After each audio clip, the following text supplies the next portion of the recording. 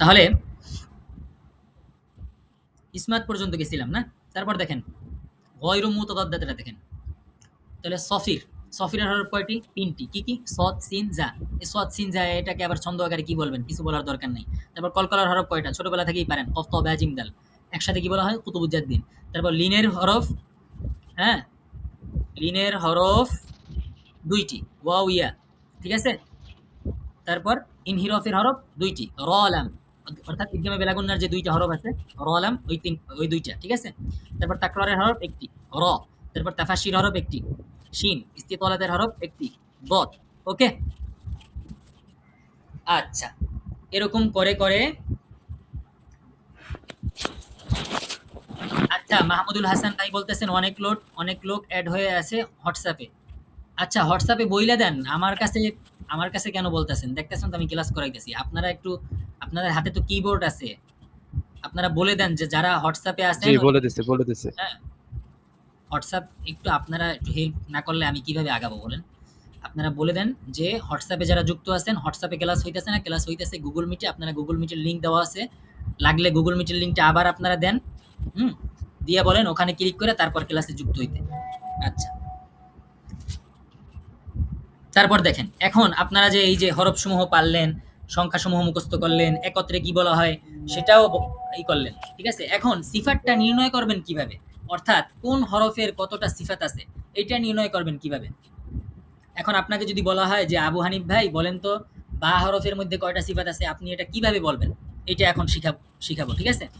দেখেন, সর্বোচ্চ সিফাত আছে র এর ভিতরে ৭টা সিফাত। বাদবাকি কোনো হরফের মধ্যে ৭টা সিফাত নাই। এছাড়া বাদবাকি সব হরফের মধ্যে ৬টা কিংবা ৫টা, ৫টা কিংবা ৬টা। মিনিমাম আপনি ৫টা সিফাত পাবেন। ঠিক আছে? ১৫টা হরফের মধ্যে ৬টা সিফাত পাবেন। না, ১৪টা হরফের মধ্যে ৬টা সিফাত পাবেন। একটা হরফের মধ্যে ৭টা সিফাত পাবেন। তাইলে ১৪ আর ১ ১৫। তাইলে বাদবাকি থাকে কত? আ ১৪। এর মধ্যে যদি আলিফ বাদ দেন থাকে ১৩। এই ১৩টার মধ্যে ৫টা করে সিফাত পাইবেন। ঠিক আছে? যাকগে, এক কথা সহজভাবে বুঝেন। সহজভাবে বুঝেন। র এর ভিতরে ৭টা সিফাত। র এর ভিতরে ৭টা সিফাত। বাদবাকি সব হরফে ৬টা কিংবা ৫টা। ৫টা কিংবা ৬টা। মিনিমাম ৫টা পাবেন। মিনিমাম ৫টা সিফাত পাবেন যেকোনো হরফে। এখন কোন হরফে ৫টা আর কোন হরফে ৬টা এইটা কিভাবে বুঝবেন? প্রথমেই আপনাকে কেউ যদি প্রশ্ন করে, ভাই লামের মধ্যে কয়টা সিফাত আছে বলেন? আপনারা কিভাবে বলবেন? প্রথমেই আপনারা গয়রু মুতাদাদ দ্বারা সার্চ দিবেন। সফির, কলকলা, লিন, ইনহিরাফ, তাকরার, তাফাসসি, ইস্তিতালাত, এই ৭টা সিফাত সার্চ দিবেন। যে এই লাম আমাকে জিজ্ঞেস করা হয়েছে কি লাম, লামটা কি এই ৭টা সিফাতের ভিতরে আছে কি নাই? যদি পান তাহলে ৬টা, যদি না পান তাহলে ৫টা। কুল্লু খালাস। এখন দেখেন আমরা একটু প্র্যাকটিস করি। লাম সফিরের মধ্যে আছে, সদ, সিন, জা নাই। কলকলার মধ্যে আছে, কফ, ত, বা, জিম, দাল আছে? নাই। তারপর লিনের ভিতরে আছে ওয়াও, ইয়া নাই। তারপর ইনহিরফের ভিতরে আছে র, লাম। হ্যাঁ, এই যে লাম ইনহিরফের ভিতরে আছে। তাইলে ইনহিরফের ভিতরে পাইয়ে গেলাম। আর কোনো খোঁজাখুঁজির দরকার নাই। তাইলে এখানে ১ পাইলাম আর আমার হাতে তো ৫ থাকলোই। কারণ মুতাদাদ্দার ৫ জোড়ার মধ্যে ৫টা জোড়ার মধ্যেই আপনি পাবেন। যেকোনো একটার মধ্যে। হয় হামসের মধ্যে, নয় জাহারের মধ্যে। হয় সিদ্ধের মধ্যে, নয় রিখওয়ার মধ্যে, নয় তাওয়াসসুদের মধ্যে। হয় ইস্তিলার মধ্যে, নয় ইস্তিফালের মধ্যে। প্রতিটা জোড়াই আপনি পাবেন। যেকোনো একটার মধ্যে। তাহলে ওদিকে ৫ আর এদিকে কত? ১। যদি এদিকে যদি এদিকে একটা পান, অর্থাৎ যে হরফটা আপনাকে জিজ্ঞেস করা হবে এই হরফটা যদি গয়রে মুতাদাদ্দার ভিতরে থাকে তাহলে কয়টা? ৬টা। আর যদি না থাকে তাহলে চোখ বুইজা বলবেন কি ৫টা। তাহলে আমি একজনকে প্রশ্ন করতে চাই, একজনকে। একজন উত্তর দিবেন। জি আবু হানিফ ভাই, আপনি প্রায় সময় জি সাউন্ড আনমিউট করে রাখেন, তাই আপনাকেই জিজ্ঞেস করতেছি। আবু হানিফ ভাই, জি বলেন।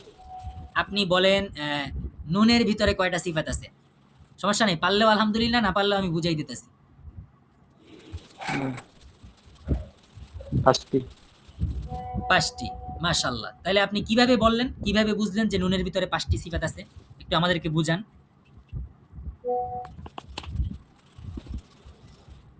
জাহার, তাওয়াসসুত, ইস্তিফাল, ইনফিতাহ, ইসমাত।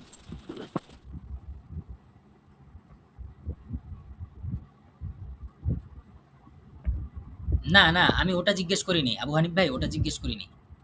আমি আপনাকে জিজ্ঞেস করছি যে নুনের ভিতরে প্রাইমার লেভেলের যারা আছে তারা কিভাবে বুঝবে? তারা কিভাবে সহজে বের করবে যে কোন হরফের মধ্যে কতটি সিফাত আছে? তা আপনাকে যে জিজ্ঞেস করলাম নুনের ভিতরে কয়টা সিফাত আছে, এইটা সহজে বের করার উপায় কি? এইমাত্র যে আমি বললাম।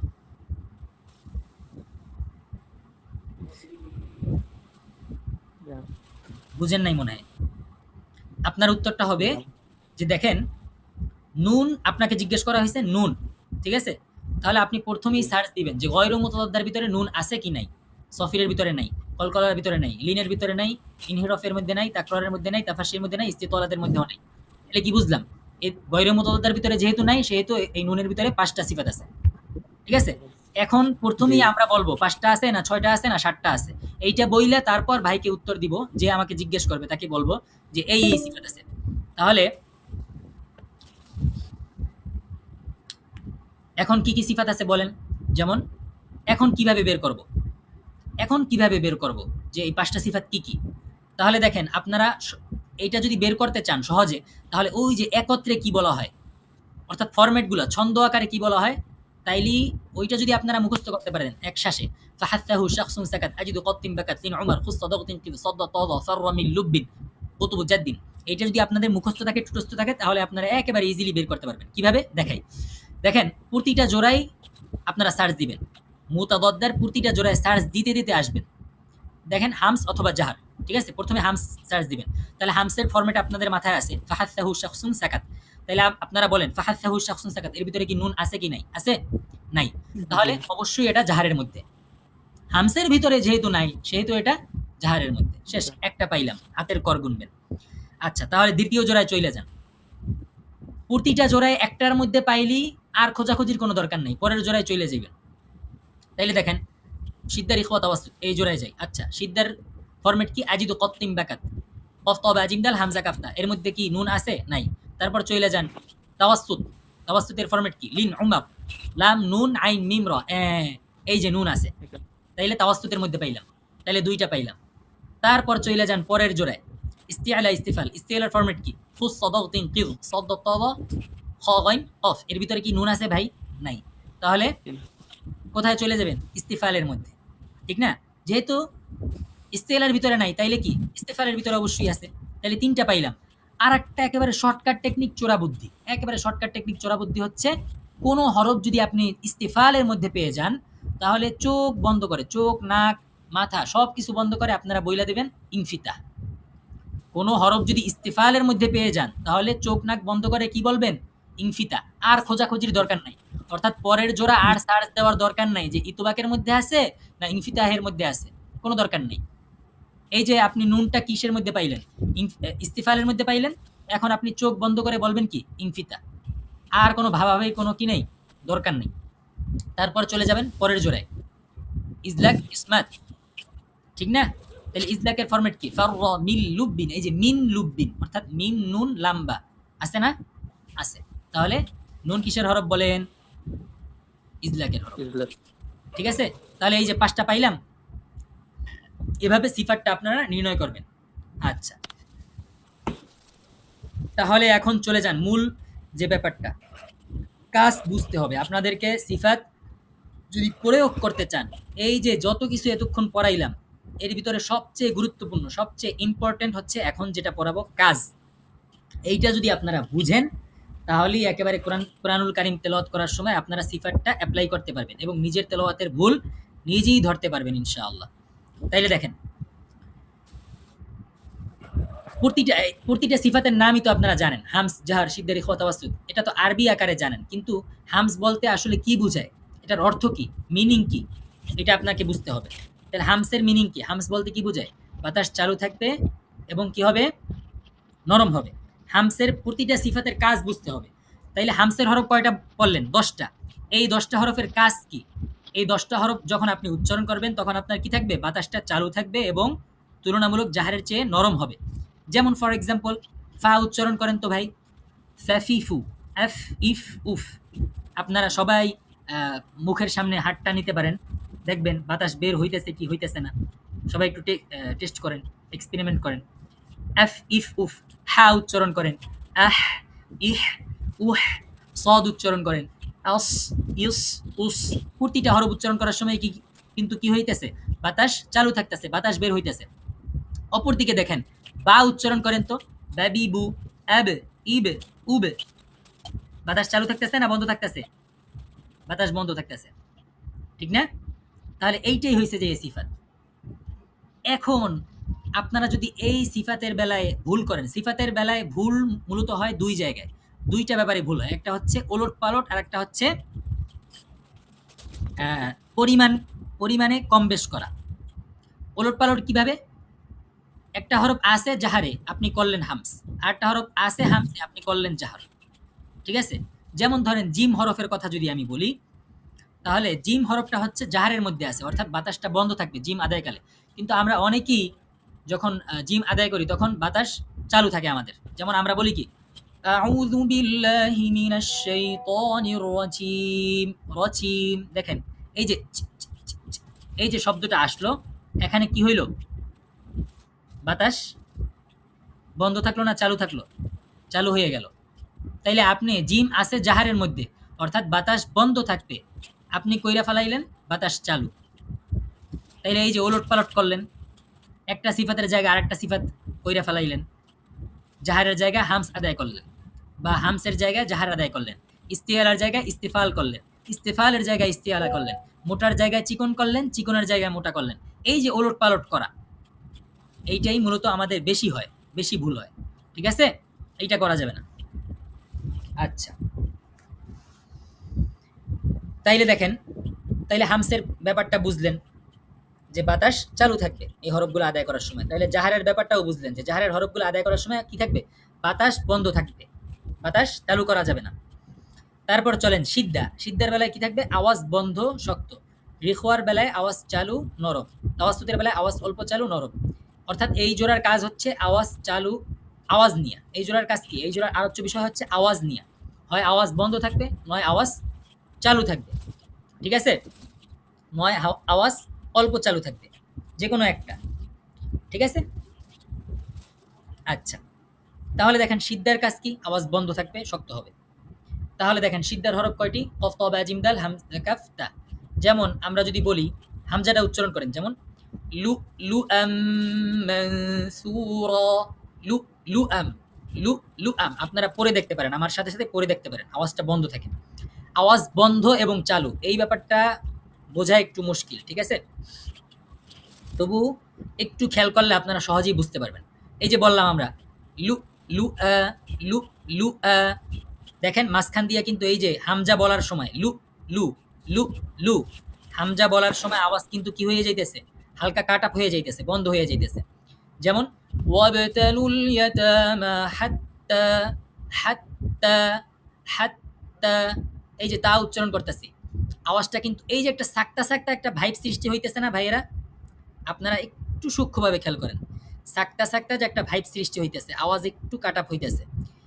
এইটা যদি হয় তাহলেই এটা কি? আওয়াজ বন্ধ। অর্থাৎ সিদ্ধার বেলায় এতটা আমাদের মাথা ব্যথার কোনো প্রয়োজন নেই, কারণ সিদ্ধার হরফগুলোতে এমনিতেই আওয়াজ বন্ধ থাকে। এগুলো নিয়ে মাথা ব্যথার দরকার নেই। আমাদের ফোকাস বেশি রাখতে হবে তাওয়াসসুত এবং রিখর হরফগুলো নিয়ে। অর্থাৎ সিদ্ধার ৮টা হরফ বাদে, কফ, ত, বা, জিম, দাল, হামজা, কাফ, তা, এই ৮টা হরফ বাদে বাদবাকি যে ২০টা ২১টা হরফ আছে, এই হরফগুলা যখন সাকিন এবং তাসদিদ অবস্থায় থাকে তখন আমাদের ফোকাসটা বেশি রাখতে হবে। ঠিক আছে? এই সময় আওয়াজটা বন্ধ হয়ে যায়। যেমন কেমন? ওয়াল্লাহু খাবীরুম বিমা তা'মালুন, তা'মালুন। কিন্তু আমরা কি বলি? তা'মালুন, তা'মালুন। এরকম বইলে আওয়াজ বন্ধ করে ফেলে। ইন্না জাআলনাহু কুরআনান আরাবিয়্যা, কুরআনান। কিন্তু আমরা কি বলি? কুরআনান, কুরআনান। এই যে র বলার সময় র সাকিন অবস্থায় আওয়াজটা মাঝখানে একটু কাট আপ হইলো, একটু সাকতা সাকতা ভাইব সৃষ্টি হইলো, এইটাই আওয়াজ বন্ধ হইয়া যাওয়া। এইটা করা যাবে না। ঠিক আছে? আচ্ছা, যেমন ধরেন আজওয়াজা, আজওয়া, আজওয়া, আজওয়া। ঠিক আছে? আপনারা যদি বলেন আজওয়াজা, আজওয়াজা, তাইলেই ভুল হবে, আওয়াজ মাঝখান দিয়ে কাটা হয়ে যাইতেছে। তো এখন এইটা আপনারা কিভাবে ট্যাকেল দিবেন? আপনারা সবাই মোটামুটি কম বেশি সাইকেল চালাইছেন, জীবনে মোটর সাইকেল চালাইছেন। রাস্তার মধ্যে স্পিড ব্রেকার থাকে না? দেখছেন না স্পিড ব্রেকার? স্কুল কলেজের সামনে বা মাদ্রাসার সামনে, মসজিদের সামনে বা বাজারের মধ্যে স্পিড ব্রেকার থাকে যাতে অ্যাক্সিডেন্ট না হয়। তো স্পিড ব্রেকারের জায়গায় যদি আপনারা 100 কিলো গতিতে হুন্ডা চালান, মোটরসাইকেল চালান, তাইলে কোথায় যাবেন? অ্যাক্সিডেন্ট হইবে না? আর এক গাড়ির সাথে মাইরে দিবেন না? বা ডোবার মধ্যে পড়বেন, পুকুরের মধ্যে পড়বেন, বা আসমানে উঠে যাইবেন, তাল গাছের মাথায় উঠতে পারেন। ঠিক আছে?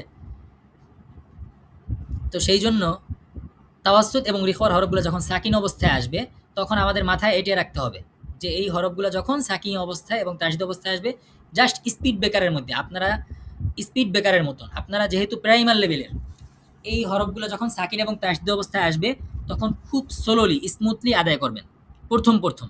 যখন আপনারা এটা করতে করতে অভ্যস্ত হয়ে যাবেন, তখন আর দেখবেন তাড়াতাড়ি বললেও আপনারা পারেন। ঠিক আছে? এখন ধরেন কথার কথা, লাউ কুনতুম তা'লামুন, আস্তে কইরা ই করবেন। অর্থাৎ এই হরফগুলো যখন সাকিন এবং তাসদীদ অবস্থায় থাকে, এর পরের হরফটা কি? এই পরের হরফ পর্যন্ত যতক্ষণ না আপনি না যাইতেছেন, ততক্ষণ পর্যন্ত এই তাওয়াসসুত এবং রিখওয়ার আওয়াজটা ধরে রাখবেন, চালু রাখবেন। ঠিক আছে? যেমন তা'লা, পরের হরফ কি? লাম। লাম পর্যন্ত আমি যতক্ষণ না পর্যন্ত যাইতেছি, ততক্ষণ পর্যন্ত আইনের আওয়াজ কি রাখবো? আমি চালু রাখবো, আস্তে কইরা। আপনি যদি এখানে দ্রুততার সহিত আদায় করতে চান, তাড়াহুড়া করতে চান, তাহলেই ভুল করবেন। আপনি যদি তাড়াহুড়া করতে যেয়ে আপনি এরকম বলেন তা'লামুন, তাইলেই ভুল হবে, আওয়াজ মাঝখান দিয়ে কাটা হয়ে যাবে। আচ্ছা, আশা করি বুঝাইতে পারছি। তারপর হচ্ছে ইস্তিআলা ইস্তেফাল। ভাই এটা তো একেবারে ইজি, মোটা চিকন কে না বুঝে বলেন? সদ সিন, স স সি সু, সরি, স সি সু, ধরেন আস-সাবিরিনা ওয়াস-সাদিকিন। এখন সদটা মোটা করা দরকার। ইস্তেলা অর্থাৎ জিহ্বার গোড়াটা উপরের দিকে থাকবে। এখন আপনি যদি এটাকে পাতলা করে পড়েন, আপনি যদি বলেন, হ্যাঁ, আস-সাবিরিনা আস-সাদিকিন, তাইলে একেবারে ইজিলি ভুল হবে না এটা? এটা তো একেবারে কানায়ও বুঝে, ঠিক না? মোটা চিকনের ব্যাপারটা কানায়ও বুঝে, যে অন্ধ সেও বুঝে। ঠিক আছে? তো ইস্তেলার সময় আমাদের কি করতে হবে? মোটা করতে হবে হরফগুলাকে, সদ দ ত দ খ গইন কফ, এই হরফগুলোকে মোটা করতে হবে। অর্থাৎ জিহ্বার গোড়াটা, জিহ্বা, এই যে জিহ্বার গোড়াটা উপরের দিকে থাকবে। আর ইস্তিফালের হরফগুলোতে জিহ্বার গোড়াটা নিচের দিকে থাকবে। জিহ্বার গোড়াটা কোথায় থাকবে? নিচের দিকে থাকবে। ঠিক আছে? তাহলেই হরফগুলা চিকন হবে। আচ্ছা, তারপর ইতবাকের হরফগুলা কি হবে? সর্বোচ্চ মোটা হবে, জিহ্বার মধ্যখান উপরের দিকে থাকবে। অর্থাৎ তৃতীয় জোড়া ইস্তিআলা আর ইস্তিফাল, ইস্তিআলা ইস্তিফাল কাজ করবে জিহ্বার গোড়া নিয়ে, আর ইতবাক ইনফিতা কাজ করবে জিহ্বার মধ্যখান নিয়ে। ইস্তিআলা ইস্তিফাল কাজ করবে জিহ্বার গোড়া নিয়ে, আর ইতবাক ইনফিতা কাজ করবে জিহ্বার মধ্যখান নিয়ে। ঠিক আছে? অর্থাৎ কোনো হরফকে যদি আপনি বেশি মোটা করতে চান, তাহলে আপনি জিহ্বার গোড়া প্লাস মধ্যখান উভয়টা উপরের দিকে উঠাইবেন। আর যদি কম মোটা করতে চান, শুধুমাত্র জিহ্বার গোড়াটা উপরের দিকে উঠাইবেন, মধ্যখান না। ঠিক আছে? আচ্ছা, তাহলে ইতবাকে কি করবেন? সর্বোচ্চ মোটা হবে প্লাস জিহ্বার মধ্যখানটা উপরের দিকে থাকবে। আর ইনফিতাহে চিকন করবেন, জিহ্বার মধ্যখানটা নিচের দিকে থাকবে। এখন দেখেন, এই যে সর্বোচ্চ মোটা বললাম কি জন্য? যদি ইতবাকের হরফগুলো একটু খেয়াল করেন, এই হরফগুলো আসছে কোত্থেকে? ইস্তিগলা থেকেই কিন্তু আসছে। সদ দ ত দ খ গইন কফ, একটু খেয়াল করেন, সদ দ ত দ খ গইন কফ, ইস্তিগলার হরফগুলো এগুলোই ছিল 7টা। এই 7টা থেকে 4টা হরফ ইতবাকের মধ্যে ঢুকছে, আর 3টা হরফ বাদ হয়ে গেছে। কোন 3টা? খ গইন কফ। সেই জন্য খ গইন কফ এই 3টা হরফ তুলনামূলক সদ দ ত দ এর চেয়ে একটু তুলনামূলক কম মোটা। ঠিক আছে? আচ্ছা, 2 মিনিট পর কল কেটে যাবে, আবার আমি লিঙ্ক দিব, আবার একটু কষ্ট করে যুক্ত হবেন। আসলে 1 ঘন্টার মধ্যে অনেক কিছু বোঝানো সম্ভব না, জাস্ট একটা ধারণা দিতেছি। মোটামুটি এখন তো কথা বলা যাইবে না, মোটামুটি জানাবেন আর কি, ক্লাস শেষে মোটামুটি জানাবেন যে আসলে আপনাদেরকে বুঝাইতে পারছি কিনা। আরও বুঝাইতে পারতাম সহজে, কিন্তু এই যে 1 ঘন্টা আজকে ফ্রি ট্রায়াল ক্লাস, তো সেই জন্য আমাকে অনেক দ্রুত কথা বলতে হইতেছে। এমনিতে স্বাভাবিকভাবে আমি কথা আরও একটু আস্তে বলি, প্লাস আর একটু ভালোভাবে বোঝানোর চেষ্টা করি, বাট এখানে একটু মানে একদিনে অর্থাৎ 1 ঘন্টার মধ্যে অনেক কিছু আমার বুঝাইতে হইতেছে, সেই জন্য একটু আমারও কষ্ট হইতেছে, বুঝছেন? শ্বাস ঘন হয়ে আসতেছে। এটা আপনারা হেফজখানায় পড়ান, মাঝে মধ্যে মস্ক করাইলে কেমন লাগে এটা আপনারা বুঝেন, আপনাদের অভিজ্ঞতা আছে, এক্সপিরিয়েন্স আছে, আমার এটা বুঝাইতে হবে না। ঠিক আছে? আগে আচ্ছা, কলটা কেটে যাবে, আমি আবার একটু লিঙ্ক দেই, আপনারা আবার একটু যুক্ত হবেন। আর কিছুক্ষণ আমরা ক্লাসটা করব, তারপর ইনশাল্লাহ সবাই হাজিরা দিয়ে চলে যাবেন ইনশাল্লাহ। ঠিক আছে?